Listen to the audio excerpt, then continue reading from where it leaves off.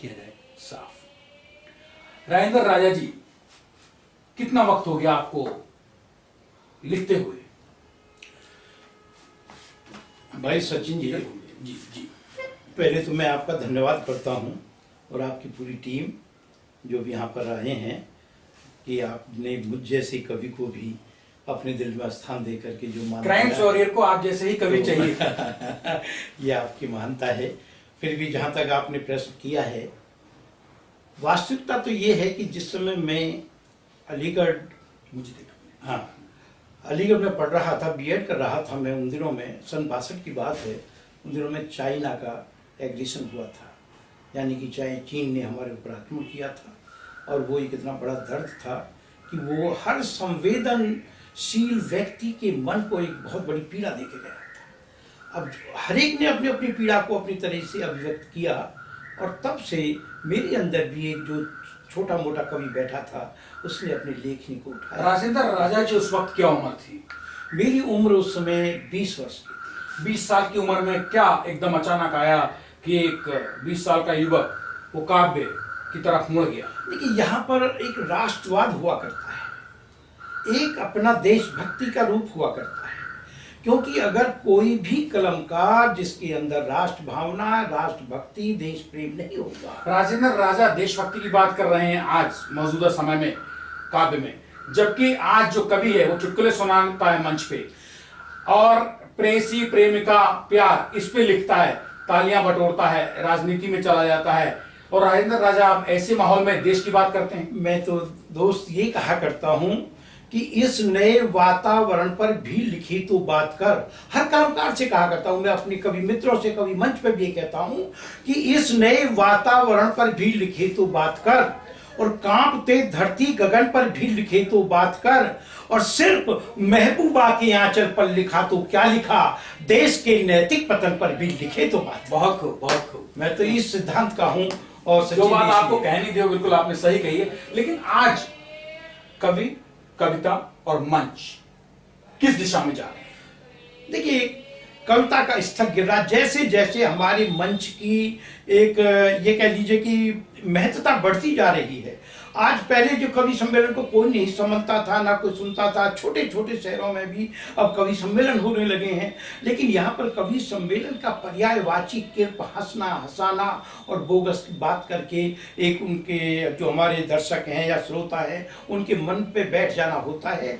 कविता आज मर चुकी है। मतलब कवि और कविता जिसका कि भाव लोग समझने के लिए, उससे रास्ता देखने के लिए लोग पहुंचते थे, सीख लेने के लिए, उस पर श्रोता हावी हो गया है, श्रोता की पसंद हावी। बिल्कुल सही कहा है आपने। ये भी नहीं है, यहाँ पर कहीं ना कहीं हम कवि भी दोषी हैं। क्योंकि मैं तो ये कहा करता हूं कि ये जरूरी तो नहीं सब पास हो इम्तिहान में। आज जो इन छोटे छोटे कवियों को एक चुटकुले सुना करके मंच प्राप्त करने की कोशिश करते हैं, और हम जैसे जो उसके समय के कवि रहे हैं जिन्होंने चुटकुलों को कभी परिचय नहीं दिया, तो उनके लिए मैं तो यही कहा करता हूं कि ये जरूरी तो नहीं सब पास हो इम्तिहान में, कि हर किसी को जन्म कब मिलता है हिंदुस्तान में। और संस्कारों ने हमें घर पर बुलाकर यूं कहा, संस्कारों ने हमें घर पर बुलाकर यूं कहा, हम कभी मिलते नहीं हैं भीख में या दान में। तो ये जो संस्कार हैं, ये हम कवियों को बचा करके रखनी चाहिए। अगर कोई इनको नहीं बचा रहा है, लेकिन फिर वही बात आ गई कि आप संस्कार बचाने की बात करते हैं, जबकि कविता में अब संस्कार खत्म होते जा रहे हैं और मंच के प्रपंच बढ़ते जा रहे हैं। हाँ, जो भौतिकवादी कवि हो चुके हैं, जिनका केवल एक टारगेट, एक लक्ष्य है कि पैसा पैसा और सिर्फ पैसा, वो कुछ भी लिखें भाई, हमें उनसे कोई शिकायत नहीं है, उनका अपना वजूद। लेकिन मैं तो सिर्फ फिर भी यही कहा करता हूं कि राष्ट्र धर्म से बढ़कर जग में कोई धर्म नहीं होता, और दीनों की सेवा से उत्तम कोई कर्म नहीं होता, और बहता पानी सूरज से भी यारो गर्म नहीं होता। धर्म नहीं, कवि नहीं, जो भी करता नादानी हो, मैं तो उसको पूजूंगा सच्चा हिंदुस्तानी। बहुत मैं तो उसको पूजूंगा। जिसके अंदर राष्ट्र धर्म नहीं है तो क्या रहेगा। मतलब पैसे की ललक ने कविता की हत्या करनी शुरू करी। बिल्कुल बिल्कुल बिल्कुल सही कहा है आपने। कविता तभी मरती है जब पैसे का हमें वर्चस्व दिखने लगता है। मैंने तो फिर संजय बाबू ये कहा है, संजय बाबू जी, कि ये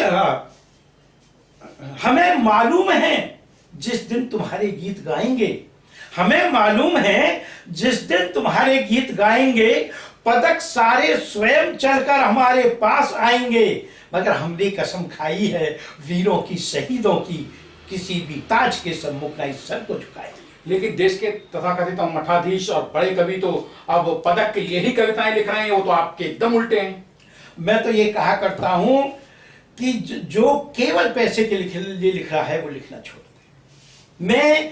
मुझे बहुत कुंठा होती है उसको देख करके कि आजकल के छोटे छोटे लड़के कहीं से कहीं छलांग लगा रहे हैं। कुंठा इसलिए नहीं होते कि वो मुझसे बहुत आगे जा रहे हैं, कुंठा इसलिए होते कि उन्होंने कविता की हत्या करके रखी। राजेंद्र राजा अपने आप में एक बहुत बड़ा, मतलब कहिए आप ऐसा घड़ा है जिसमें काव्य, कवि, कविता सब भरे हुए हैं। लेकिन अगर राजेंद्र राजा से ये पूछा जाए कि आप मंच पे और कविता में अपना गुरु इस देश में किसको मानते हैं? हाँ बिल्कुल सर, आपने बहुत सही पूछा है। कविता लिखनी तो मैंने जैसे अभी बताया कि 1962 के चाइना आक्रमण से ही छुट लिखनी शुरू कर दी थी, और मेरी मुख्य विधा व्यंग रही थी। लेकिन हुआ क्या कि जब मैं दिल्ली में मैं अध्यापक रहा हूं तो यहाँ पर एक हमारे ही गांव के पड़ोस के एक सत्य प्रकाश प्रिखड़ जी कवि हुआ करते थे, जो जनवादी कवि भी थे, श्रृंगार रस के थे, लोकगीत लिखते थे, बहुत अच्छे कवि थे। एक बार मैंने अपने गांव में एक विद्यालय में एक प्रोग्राम कराया था, तो जब मुझे पता लगा कि वो गांव के, मेरे पड़ोस के गांव के थे, कि उन्होंने, किसी ने बताया कि वो कवि भी आए हुए हैं। उस समय मैं मंच पर नहीं जाता था, केवल एक विद्यालय के 15 अगस्त के प्रोग्राम के लिए मैं उनको बुला के लाया। सिकंदराबाद के एक मेरे और मित्र थे नंद किशोर जी, वो भी आए थे। हम 5-6 कवि, मैं तो कवि नहीं मानता था अपने को, लेकिन तब वो आए थे। उन्होंने जब अपनी कविता सुनाई तो मुझसे भी कहा कि तुम भी कुछ सुनाओ। तो मैंने एक छोटी सी कविता उस समय उन्हें सुना दी थी। तो वो बोले कि भाई राजा तुम तो बहुत अच्छा लिख रहे हो, बहुत अच्छा व्यंग लिख रहे हो। वो आपका पहला मंच और पहली कविता मंच पे? हाँ, जरा सुना। हाँ सुनिए। तो वो था कि आजादी किसको कहते हैं, क्योंकि 15 अगस्त का प्रोग्राम था। तो तब मैंने उनको सुनाया था कि एक दिन पिंजड़े के पंछी से मैंने पूछा कि तुम आजादी किसको कहते हो। एक दिन पिंजड़े के पंछी से मैंने पूछा तुम आजादी किसको कहते हो, तो फड़फड़ करता पंख खिलाता कुछ दर्दीले स्वर में बोला, जब चाहूं डाली पर झूलूं, जब चाहूं तो नभ को छू लूं, हर अम्बुआ का रस पहचानूं, सूखे तिनकों को घर जानूं, प्यास लगे ढूंढूं पानी को, भूख लगे हरियल धानी को, और इन चांदी के महलों सोने के पिंजड़े से मुक्त अगर हो जाऊं आजादी किसको।